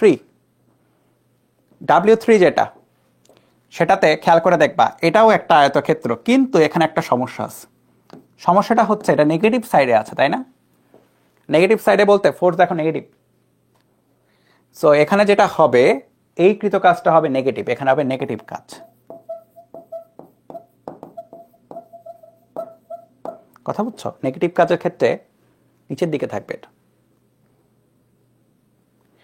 তাহলে এখানে যাই আসবে সেটা নেগেটিভ আসবে, দ্যাটস এটা মাইনাস বসাই দিই আগে। ক্ষেত্রফল কত? এটা 10, মানে এটা উচ্চতা বলো বা প্রস্থ বলো বা বলো, যাই বলো, 10 একটা, এবং একটা হচ্ছে 3 থেকে 4 1, তাহলে -10 × 1 প্লাস W4টা তুলনামূলক ইজি। ত্রিভুজ, তাহলে হাফ ইন্টু ভূমি গুণ উচ্চতা।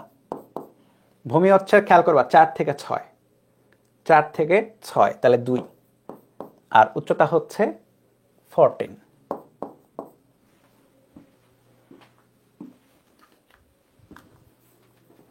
তাহলে 10 20 -10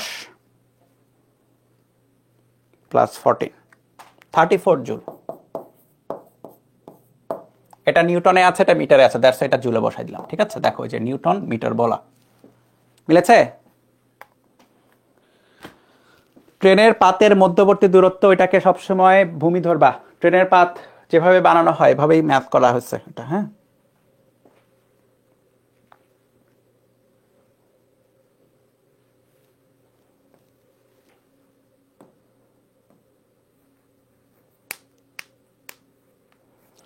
এইবার আসো যে কেস 2 গেল, এবার হচ্ছে কেস 3। লেখো কেস 3।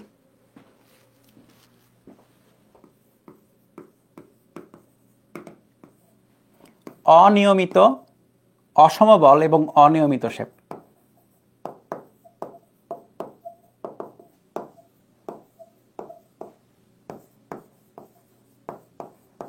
মানে হচ্ছে এরকম যে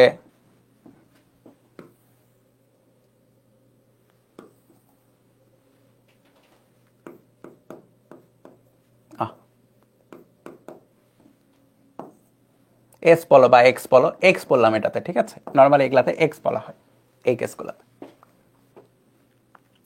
তখন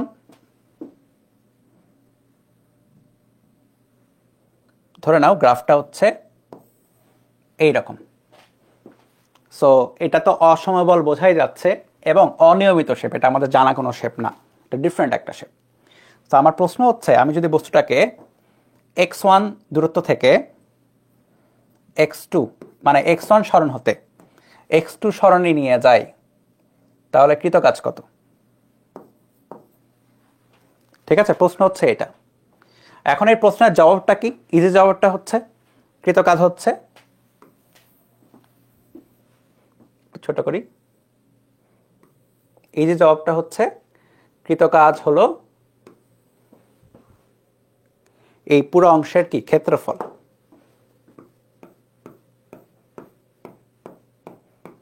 তাই না? ক্ষেত্রফলটাই কি কৃত কাজ। কৃত কাজ ইকুয়াল টু ক্ষেত্রফল। সো আমরা যদি কোনো মতে ক্ষেত্রফল বের করতে পারি, তখন আমাদের কৃত কাজ বের হয়ে যাবে। সো এইটা বের করার জন্য দুইজন পাগলা মানুষ ছিল, তারা বেশ খাটাখাটনি করছিল আর কি। হ্যাঁ, তারা মানে পাগলা মানুষই আর কি, খাটাখাটনি করছিল। একজনের নাম নিউটন, একজনের নাম লিবনিজ। তারা খাটাখাটনি করে যেটা আবিষ্কার করলো যে আসলে এইভাবে তো সরাসরি বের করা সম্ভব না, আমাদের তো জানা শেপ না, আমাদের জানা শেপে নিয়ে আসতে হবে। সো জানা শেপে আনার জন্য তারা যে কাজটা করলো, তারা বললো যে ধরি, মানে ম্যাথমেটিশিয়ানরা যে কাজ করে, ধরি বা চিন্তা করি বা মনে করি, তারা মনে করলো যে, খেয়াল করবা এতটুকু, কতটুকু, এই যে এখান থেকে এই পর্যন্ত তারা ধরলো যে ঠিক আছে, এখান থেকে এই পর্যন্ত হচ্ছে যতটুকু সরণের যে পার্থক্য সেটা হচ্ছে ডিএক্স, এক্স এর পরিবর্তন, এবং তারা চিন্তা করলো ডিএক্সটা আসলে টেন্ডস টু জিরো। এই ডিএক্সটা টেন্ডস টু জিরো ধরে তারা যেটা থাকে না, প্রত্যেকটা জিনিসের পিছনে একটা স্বার্থ থাকে। স্বার্থটা কি? স্বার্থটা হচ্ছে তারা দেখলো যে আমি যদি যতই ডিএক্সটাকে ছোট ধরি, তখন আমি চাইলে এটার ক্ষেত্রফল না বের করতে পারবো। কিভাবে?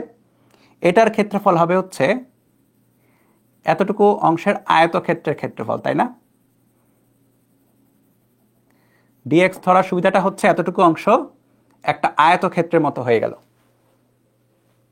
খেয়াল করো, এটা কি একটা আয়তক্ষেত্র। এরকম করে তারা বিভিন্ন জায়গায় portion to portion, point to পয়েন্টে তারা ডিএক্স চিন্তা করলো যে আচ্ছা এখানে একটা ডিএক্স চিন্তা করি, তাহলে একই ডিএক্স, একই পার্থক্যের ডিএক্স, এবং তারা দেখলো যে এখানেও আমি একটা আয়তক্ষেত্র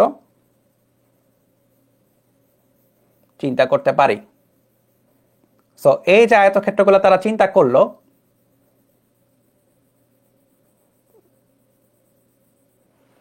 এখন কাজ কি?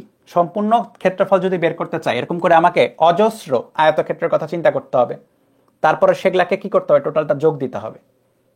এটা একটা আয়তক্ষেত্র, এটা একটা আয়তক্ষেত্র, কখন পাওয়া গেল? ডিএক্স টেন্ডস টু জিরোতে।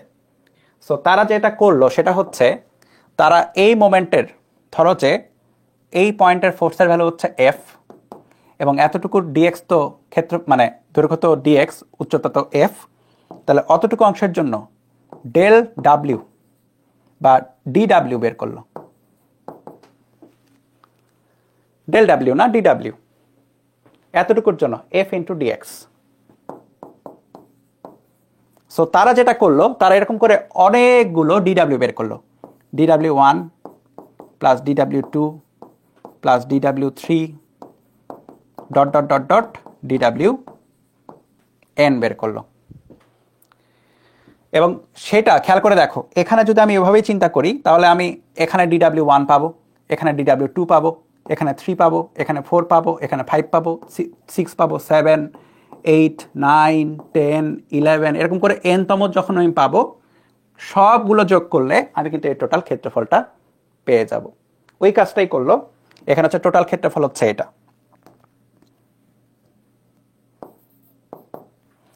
সো এই যে ব্যাপারটা, তারা আলাদা আলাদাভাবে দুই দিকে দুইজন চিন্তা করছিল। একজন নাম নিউটন, একজন নাম হচ্ছে লিবনিস, পাগলা টাইপের লোকজন, পাগলামি কাজ কারবার। তারা এটার নাম দিলে হচ্ছে কি করা হচ্ছে? যোগ করা হচ্ছে।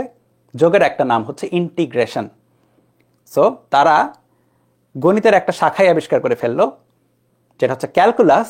ক্যালকুলাসের মধ্যে একটা বড় পার্ট হচ্ছে ইন্টিগ্রেশন। সো যেটা করা হয়েছে এখানে আসলে সেটা হচ্ছে এই জিনিসটাকে এভাবে লেখা যাবে, ইন্টিগ্রেশন অফ ডিডাব্লিউ।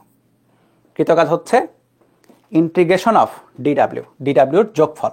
অনেকগুলো ডিডাব্লিউ টানা টানা জাস্ট পরপর পরপর পরপর রেখে যোগ দিছো।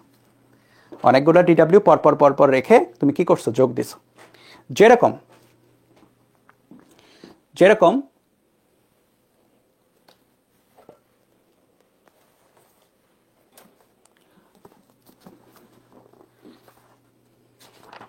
বইয়ের একটা পেজ সূক্ষ্ম, তাই না? কত খুবই সূক্ষ্ম, তুমি ধরতে পারো এটা ডিডাব্লিউ, কিন্তু যখন অনেকগুলো একত্র করবা তখন বইটা পরিপূর্ণ মোটা একটা বই হয়ে যাবে। আমি বলতে পারি অনেকগুলো পেজ ইন্টিগ্রেট করে, অনেকগুলো পেজকে ইন্টিগ্রেট করে একটা বান্ডল বই যাই বলো পাওয়া গেছে। ওকে, ওই রকমই জিনিস, অনেকগুলো টুকরোকে ইন্টিগ্রেট করে টোটাল টুকরো পাওয়া গেছে। সো ডিডাব্লিউ মানে আবার কত ছিল? ডিডাব্লিউ মানে ছিল হচ্ছে এফডিএক্স।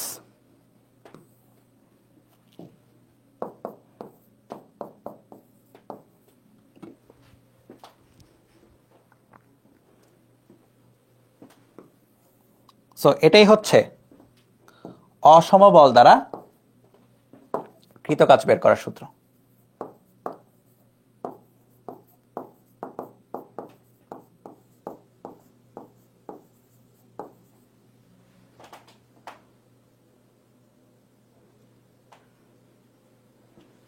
ওকে, অসমবল দ্বারা কৃত কাজ। এখানে তাহলে এখানে ব্যাপার আছে যে আমার তো এই ইন্টিগ্রেশনটা বোঝাইতে হবে যে ঠিক আছে আমি ইন্টিগ্রেট করতেছি, কিন্তু কই থেকে কই লিমিট করে দিতে হবে না?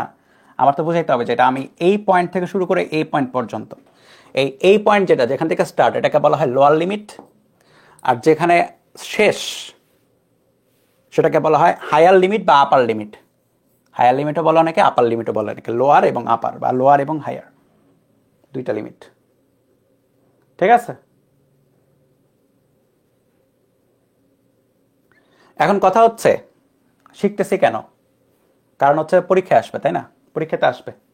পরীক্ষায় কি আসবে? পরীক্ষায় এই টাইপের ম্যাথ আসবে। ঠিক আছে, সো এটা আমি করাবো না, আমি করাবো এইটা ক্লাসের, এটা করাবো, এটা হোমওয়ার্ক থাকবে। পরীক্ষায় এই টাইপের ম্যাথ আসবে। কথা হচ্ছে কিভাবে করব, কোনো প্যারা নেই, আগে শুরু করি তারপর বলি আমি কিভাবে করব। তোলো তারপরে বলছি।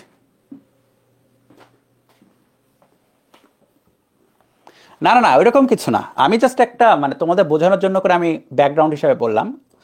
শুধু এই ব্যাপারটা না, অনেকগুলো অ্যাপ্লিকেশনসের জন্য আসলে ক্যালকুলাস আবিষ্কার হয়েছে, যেখানে মানে যেখানেই সূক্ষ্ম কোনো কিছু পরিমাপ করা দরকার বা বিশাল কোনো কিছু পরিমাপ করা দরকার বা পরিমাপ করা দরকার, ক্যালকুলেট করা দরকার, সব কিছুর জন্যই ক্যালকুলাস আসলে মানে প্রয়োজন ছিল আর কি।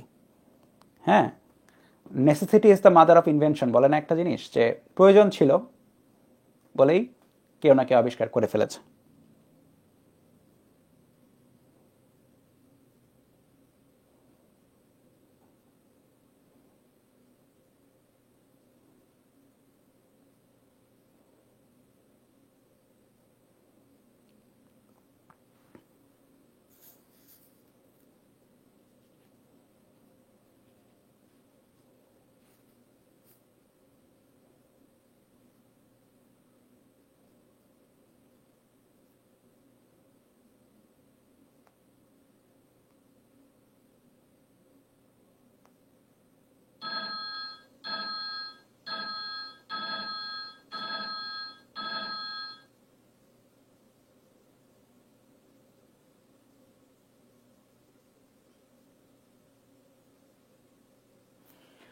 এক্স অক্ষ বরাবর গতিশীল কোনো বস্তুর উপরে এফ এত নিউটন বল। খেয়াল করে দেখো এটা অসম বল নাকি কিভাবে বুঝবো? প্রথম মানে ম্যাথের প্রথমত তোমাকে বুঝতে হবে এটা অসম বল কিনা। সো এফ এর সাথে যেখানে দেখবা এক্স এর গ্যাঞ্জাম আছে বা টি এর গ্যাঞ্জাম আছে, এটাতে বুঝে নিতে হবে এটা অসম বল। কিভাবে? তুমি এক্স এর এক একটা ভ্যালু বসাও, এক্স এর ভ্যালু 0 বসাও, কত আসবে? এক্স এর ভ্যালু 0 বসালে এফ এর ভ্যালু হবে 4, এক্স এর ভ্যালু 1 বসাও, এফ এর ভ্যালু আসবে 2, আর 3 5 আর 4 9, সো এটা আসবে 9। সো তুমি ভিন্ন ভিন্ন ভ্যালুর জন্য এফ এর ভিন্ন এক্স এর ভিন্ন ভিন্ন ভ্যালুর জন্য এফ এর ভিন্ন ভিন্ন ভ্যালু পাচ্ছ, মানে কি এটা অসমবল। বল প্রয়োগ করা হলো বস্তুটিকে এক্স ইকাল টু 1 মিটার হতে এক্স ইকাল টু 3 মিটার নিতে কৃত কাজ। W equal to integration of x initial to x final F dx. বুঝছো? ইনিশিয়াল শুরু, ফাইনাল হচ্ছে শেষ। ইনিশিয়াল কত? 3, তাই না? সরি, ইনিশিয়াল হচ্ছে 1, ফাইনাল হচ্ছে 3। এফ কোনটা? 2x plus 3x square plus 4 dx. এখনো তোমরা ইন্টিগ্রেশন শেখো নাই, ম্যাথে তোমরা ইন্টিগ্রেশন এখনো শেখো নাই। সো আমরা পরীক্ষায় যা যা আসবে আজ অবধি এ পর্যন্ত যা সবগুলো আমরা ক্যালকুলেটরে করার চেষ্টা করব। ঠিক আছে, আমরা ক্যালকুলেটরে করব জিনিসটা। সো এটা ক্যালকুলেটর করার জন্য আমি চলো একটু ফোকাসটা একটু চেঞ্জ করি।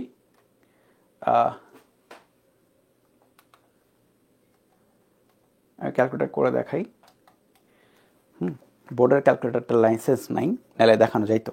তো যাই হোক, দেখো ক্যালকুলেটরে, যে কোনো ক্যালকুলেটরে তুমি এইরকম একটা বাটন পাবা যেখানে ইন্টিগ্রেশনের চিহ্ন থাকবে।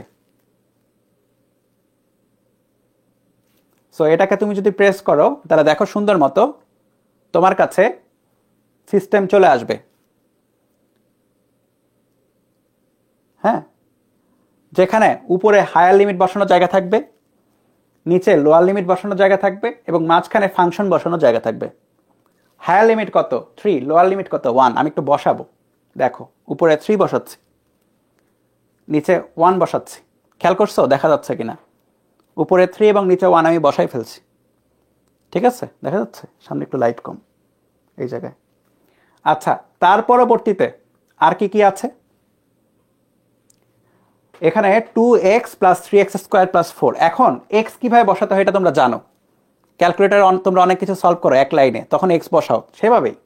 তাহলে ব্র্যাকেটটা দাও, 2x, তোমার যে ক্যালকুলেটর তুমি যেভাবে x বসাও x বসাবা, প্লাস 3x স্কোয়ার, তাহলে 3x স্কোয়ার, তাহলে x তারপর আর স্কোয়ার আর কি 3x।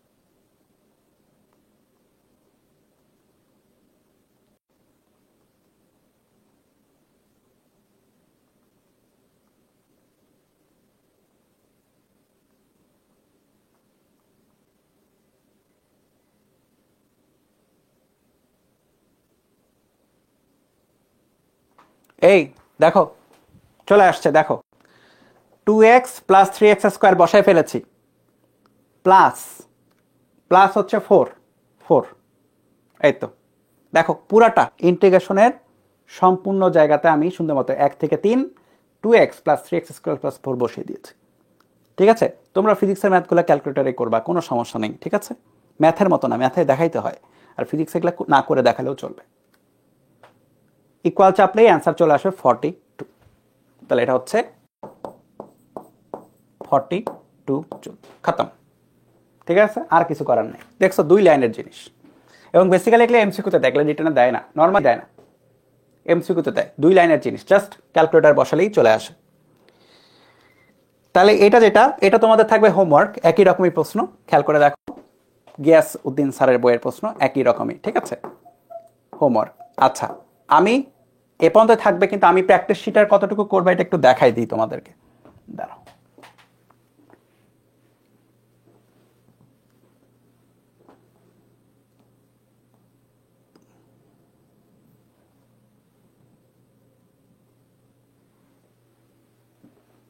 প্র্যাকটিস শিটটা এখনো তোমরা আপলোড, মানে তোমরা তো ড্রাইভ নতুনটা পাও নাই অবশ্যই, নতুন ক্লাস চলতেছে কেবলই। তোমরা যখনই ড্রাইভ লিঙ্ক পাবা ওখানে তুমি প্র্যাকটিস শিটের পাবা হচ্ছে, আমি বলি কতদূর পর্যন্ত করবা।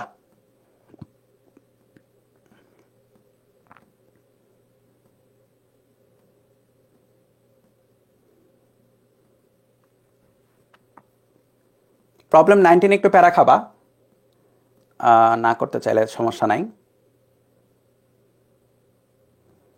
22, আচ্ছা আমি বলি, তোমরা প্রবলেম 26 পর্যন্ত করবা। ঠিক আছে, মাঝখানে কিছু ম্যাথে প্যারা খাবা আমি জানি, সেগুলো আমার কাছে কোশ্চেনে চলে আসবে, এটা আমি শিওর। কিন্তু প্রবলেম 26 পর্যন্ত তোমাদের হোমওয়ার্ক থাকবে আর কি, নেক্সট ক্লাসের আগে প্রবলেম 26, বুঝছো? আর এই তো টপিক 5 থেকে আমরা নেক্সট দিনের ম্যাথ ক্লাসে হচ্ছে টপিক 5, যেটা যে টপিকটা আছে এই টপিক থেকে শুরু হবে। সো প্রবলেম 26 পর্যন্ত। আমি যদি বলি কত বড় চ্যাপ্টার আসলে এটা, নিউটনের মেকানিক্সের মতো না, আর তাছাড়া ম্যাথগুলো ছোট ছোট তুলনামূলক। হ্যাঁ, ওভারঅল যদি বলি কত নাম্বার প্রবলেম পর্যন্ত আছে,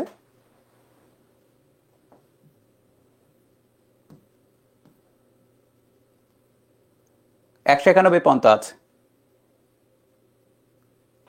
ঠিক আছে, 191টা ভিন্ন ভিন্ন প্রবলেম আছে বইয়ে, তার মধ্যে 26 পর্যন্ত কিন্তু আজকেই দিয়ে দিলাম, বুঝছো? এই চ্যাপ্টারে খুব দ্রুত হয়ে যায় আর কি, কভার হয়ে যায় প্রশ্নগুলো, অনেক ম্যাথ একসাথে চলে যায় একটা ক্লাসে।